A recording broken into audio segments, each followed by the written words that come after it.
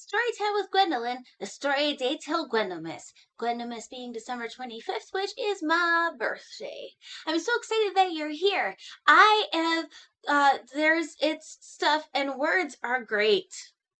Everyone take a drink of your drink.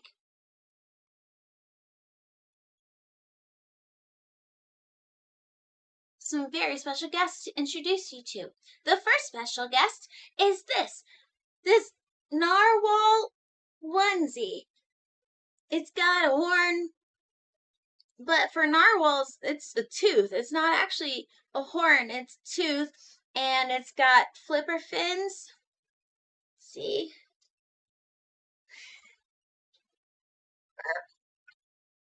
Oh, it's a seal, sorry. And it's got buttons instead of a zipper. What kind of onesie is this? This also reminds me of Hyperbole and a Half. You guys read Hyperbole and a Half? It's a blog and it's great. I don't know if she's doing it anymore, but it's awesome. Someone remind me to post the link in a comment or something. My next special guest is this age-appropriate beverage. It's in a pint glass thingy that I got from somewhere, don't remember. Everyone take a drink of your drink.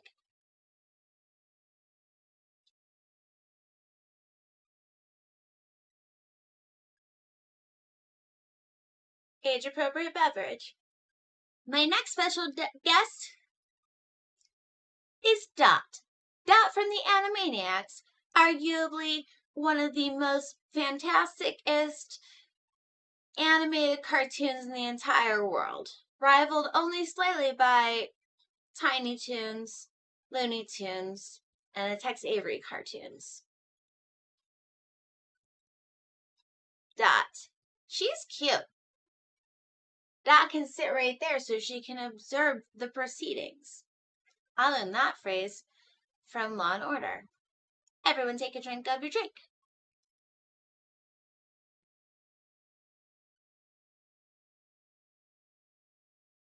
And last but not least is the special guest you've all been waiting for.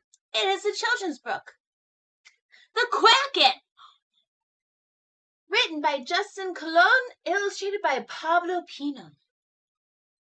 Or Pino. You can see my ring light from here. The Quacken. I love scary sea monsters, except I don't ever want to meet them. But I love them. So this is my narwhal onesie. This is my age-appropriate beverage. That's Dot, and she's cute. And this is The Quacken, written by Justin Colon and illustrated by Pablo Pino, or Pino. Pinot Grigio? Yes, please. The Quacken. Beware. Beware. Probably beware the Quacken.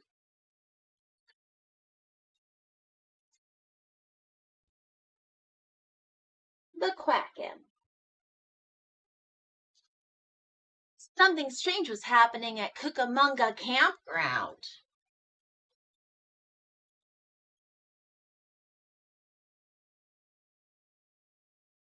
I don't see anything strange. Except he looks like things are strange. He looks like things are strange. So the people who are leaving look like things are strange, but the people who are coming in look like things are totes fine. Legend had it that a creature lurked in the lake.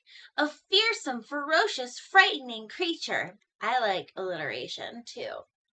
Some said it swallowed canoes, campers, even whales. Whole! But Hector didn't believe the legend. All he saw in the lake were cute, cuddly, quacking ducks.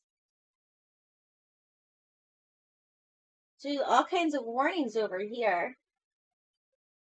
But then there's Hector. He's hanging out over here and he likes the ducks. And he has a soccer ball. Or a football ball. Do you call it a football ball? You can play football. You can play North American football. And the ball is a football, but it's not actually a ball. It's like almond shaped. But when you play football in Europe, and it's actually your foot on the ball, do you call it a football? Or football ball? Inquiring minds want to know. Hector was warned, don't go near the ducks. Don't look at the ducks. Don't even think about the ducks. And whatever you do, do not feed the ducks. But the ducks looked hungry. Aw, he just wants to feed the hungry ducks. What a nice kid. There's a football ball.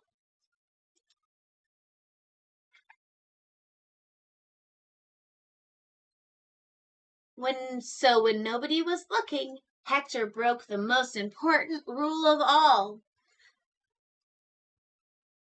He looks at him. Is he feeding him? Is he looking at him? I think he's doing all of it. Ducks flocked from near and far. Dozens of ducks, oodles of ducks, ducks upon ducks. It's a plethora of ducks. Yeah, vocab. Soon Hector was all out of food. He found one last crumb and tossed it into the lake. Ooh, splash. Plink. Oh, I was close. And then, you see that? That's terrifying. The ocean is a terrifying place, and so are lakes. So are rivers and creeks, and your swimming pool behind your house. The wind howled, the water rippled, everything went dark. Oh, the ground shook also as well too also. Those dogs are like, nope. They all leaving. It was.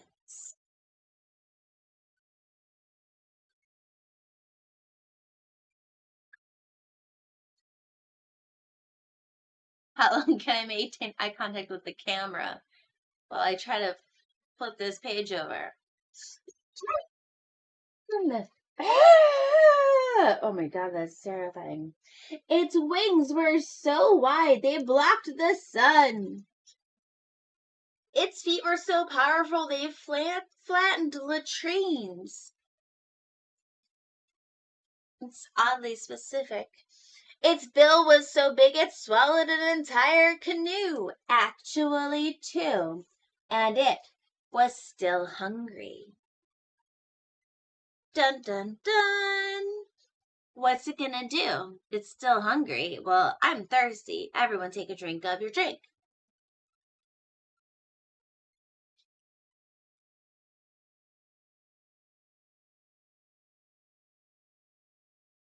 Look at all of them are running. Running and wheeling, and that dog is, and they're tiring. And Hector sprinted towards safety. Finally, camp was quiet. Too quiet. He watched for signs of the bird. And the bird watched back.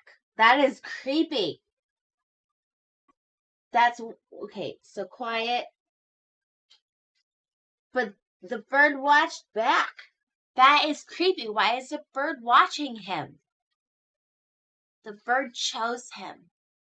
Look. I'm not going to do it loud. He's on a zip line. Drops his binoculars. What is coming out of his mouth? Oh, he's spittling. Luckily for Hector, there was a park ranger nearby. Mister, an enormous duck is trying to eat me.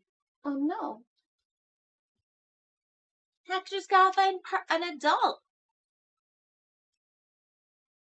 Wait a minute. You guys. Quacken is a master of disguises. The wig, the bushy mustache, the big oversized glasses. Hey, you're no park ranger. Oh my gosh. The Quacken pretended he was a park ranger so that he could help Hector, but by help Hector he means the other thing, which is not specified yet in this book. He just quacked at him again. Hector stumbled through the deep, dark woods until he discovered the perfect hideaway. He boarded up the windows and barricaded the doors. Nothing would be able to get in or out.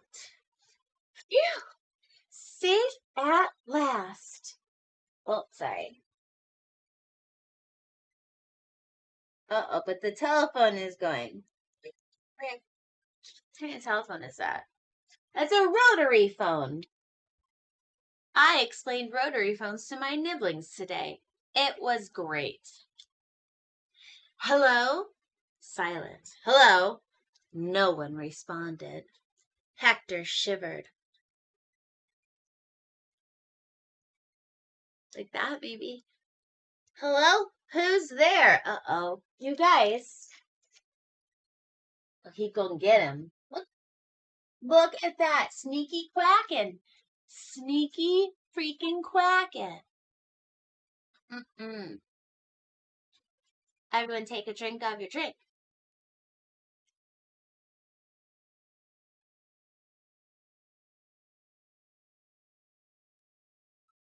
Again, the Quacken scooped Hector up. Sniff, sniff, sniff, he smelled him. Even though most birds do not have a sense of smell. I learned that from the Birds of Prey show at the Arizona Renaissance Festival. Most birds can't smell. But I don't know about Quackens, though. I'll have to ask. Lick, lick, lick. Oh. Oh, he didn't like it.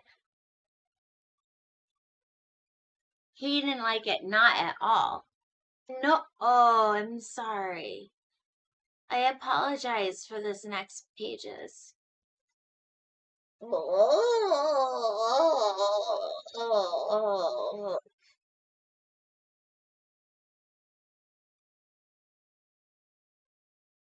I could have used a content warning for that. It turns out children taste terrible. Wait, what is happening over here?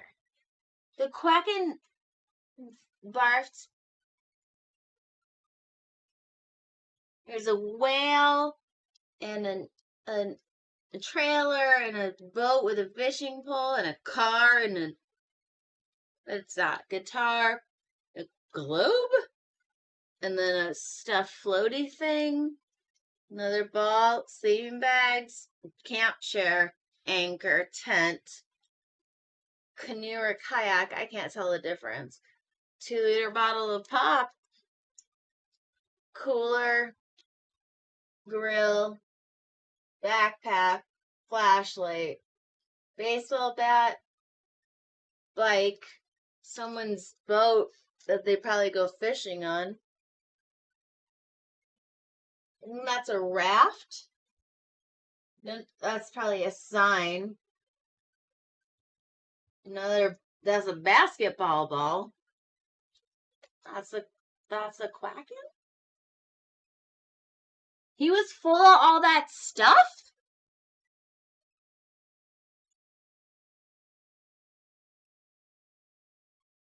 And that's how Hector escaped the Quacken and lived to tell the tale. And he told everybody.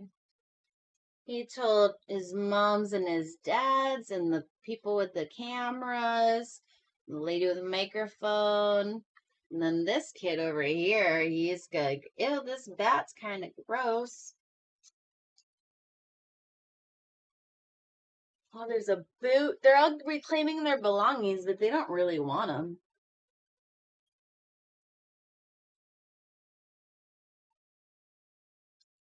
They aren't really. They've been in a Quacken belly. Would you want your belongings if they'd been in a Quacken belly? No, you would not. Legend has it that a giant duck lurks in the lake of Cucamonga Campground. It's fearsome, ferocious, frightening. Uh-oh, that teenager is telling a story, and you know what happens to teenagers in horror movies. But for some reason. Those kids are playing football. And there's ducks. But for some reason, what? For some reason, what? I need to know the answer. So I'm going to turn the page. It hasn't been spotted since. Oh no. Look at him. That's the Quacken, but look at his shadow and on Hector's car. That's ominous. Everyone take a drink of your drink.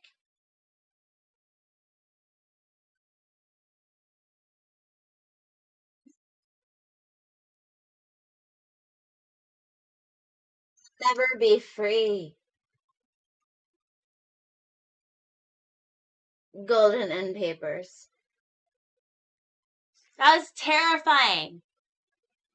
The Quacken showed up. You're not supposed to feed the ducks, but he did. And then the Quacken showed up. And the ducks were like, oh, bye. And then the Quacken was like, I'm going to follow you in a weird stalkery kind of thriller movie kind of way. And then when I find you, I'm going to eat you, but then I'm going to barf you up because I don't want to eat children.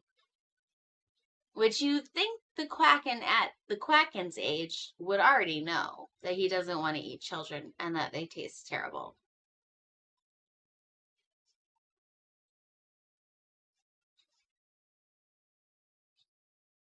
I don't know. I'm not from here.